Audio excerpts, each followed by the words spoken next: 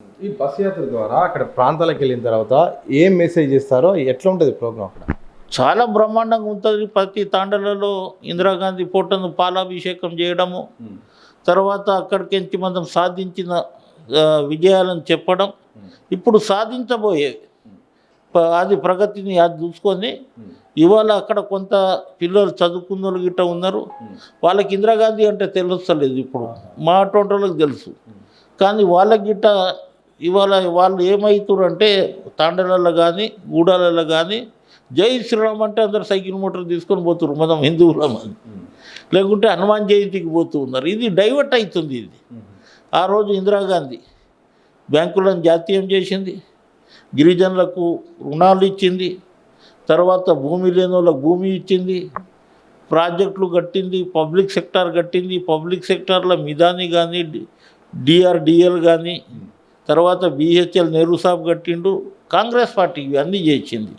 అందు గురించి 50 సంవత్సరాలు తర్వాత 28వ సాయంత్రము ఎల్బీ స్టేడియంకి వచ్చి లాస్ట్ ముగింపు ఎల్బీ స్టేడియంకి వచ్చి ఎల్బీ స్టేడియంకి ఎంచి అక్కడ ప్రియాంక గాంధీయా రాహుల్ గాంధీయా లేకుండా మల్లికార్జున ఖార్గే ముఖ్యమంత్రి డిసైడ్ చేస్తారు. ముఖ్యమంత్రి దృష్టికి తీసుకుపోయినా 100% ఇది సక్సెస్ చేస్తాం. ఇదే సందర్భంలో లంబాడాలకు ఇంకా ప్రభుత్వ పరంగా కూడా పూర్తి స్థాయిలో హక్కులు హామీలు కూడా అమలు కావట్లేదని కూడా ఈ మధ్యకాలంలో వరుసగా కూడా ప్రెస్ మీట్లు పెడుతున్నారు. లేటెస్ట్గా కూడా సోమాజీ కూడా ప్రెస్ క్లబ్లో కూడా పెట్టాడు. నిజంగా ఇచ్చిన హామీలు నెరవేర్చాల్సిన అవసరం ఉందా?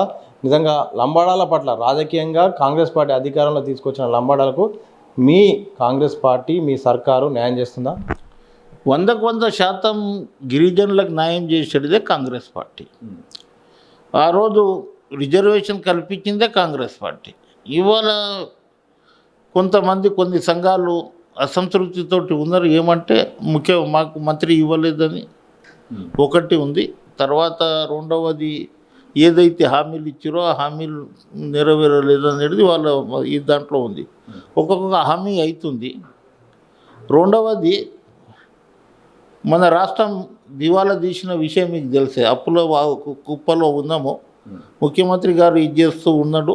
తర్వాత ఏదైతే హామీలు ఉన్నాయో అది ఎలక్షన్ వరకు ఫుల్ఫిల్ చేస్తాము, తప్పకుండా ఇది చేస్తాము. ఇవాళ ఏ పార్టీకి ఇట్లా ఎన్నికల మేనిఫెస్టో రాసిన తర్వాత అన్నీ చేయాలని ఎక్కడ లేదు. రాస్తారు చాలామంది, కానీ ఇంప్లిమెంటేషన్ కొంతనే జరుగుతుంది. అంతకుముందు టీఆర్ఎస్ దళితులను ముఖ్యమంత్రి చేస్తా, గిరిజనులను 3 ఎకరాల భూమి ఇస్తా, తర్వాత నిరుద్యోగులకు 316 రూపాయలు ఇస్తా, తర్వాత గిరిజన బంధు ఇస్తా, ఇట్లా రకరకాలుగా చెప్పిండు కానీ చేయలేకపోయిండు. అట్లా కొంత ఇది ఉంటుంది, ఇబ్బంది ఉంది. మిత్రులు ఆలోచన చేయాలి. తప్పకుండా నేను మొన్న ముఖ్యమంత్రితోటి గిట్ట మాట్లాడి ఈసారి కంపల్సరీగా ఏదైతే ఇది ఉందో ఏది మన మంత్రి పదవి అనేది 100% ఒక లంబాడాకు వస్తుంది.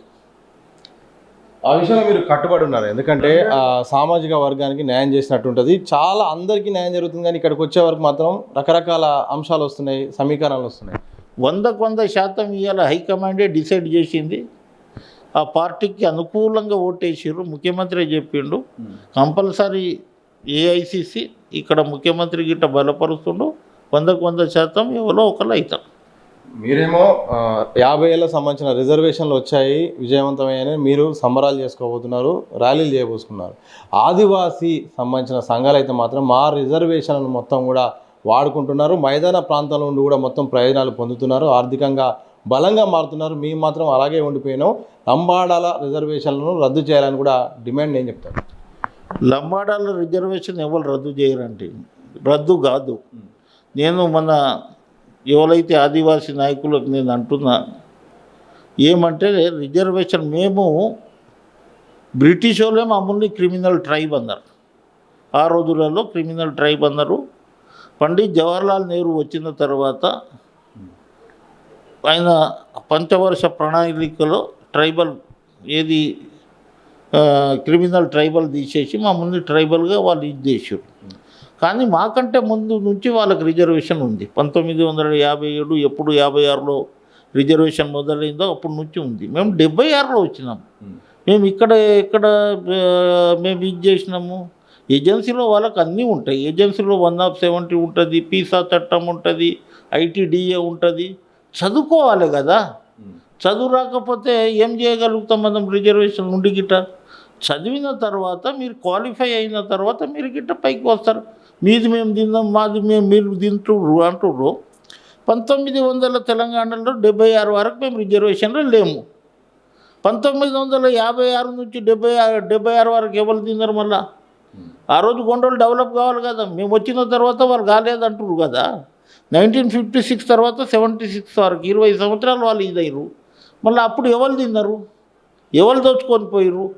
వాళ్ళు చదువుకోలేదు అడవులను ఇది చేసుకుంటే వీళ్ళకి ఏదైతే రిజర్వేషన్ వచ్చిందో ఎస్టీ హాస్టలల్లో, బీసీ హాస్టలల్లో రిక్షా కొట్టేటోడు గిట్ట మేస్తరి పని చేసే వాళ్ళ తల్లిదండ్రులు నా కొడుకు చదువుతూనే మాకు గౌరవం ఉంటుంది, రేపు మా ఫ్యూచర్ ఇదవుతుందనే ఉద్దేశంతో కచ్చిగట్టి చదివిన తర్వాత ఇవాళ ఈ స్థాయికి ఉంది. మనం గిట్ట మన మిత్రులకు చదువుమంటున్నాం. వాళ్ళని తీసేయండి. భారతదేశంలో ఎక్కడన్నా ఏ మూమెంట్ జరిగినా మాకు ఇది కావాలని అనుకుంటాం, కానీ వీళ్ళని తీసేయండి అనేది అది కరెక్ట్ కాదు. అందుగురించే ఆదివాసులకు మేము చెప్తున్నాం, మిత్రులు లెక్క కలిసిమెలిసి ఉందామని చెప్తున్నాం. కలిస్తే మంచిగానే ఉంటుంది, కానీ మీరు మమ్మల్ని శత్రువు లేక చూస్తే కానీ ఇలా మా జనాభా ఎక్కువ మైదాన ప్రాంతంలో. మీరు 8 లక్షలు ఉంటే మేము 25 లక్షలు ఉందాము.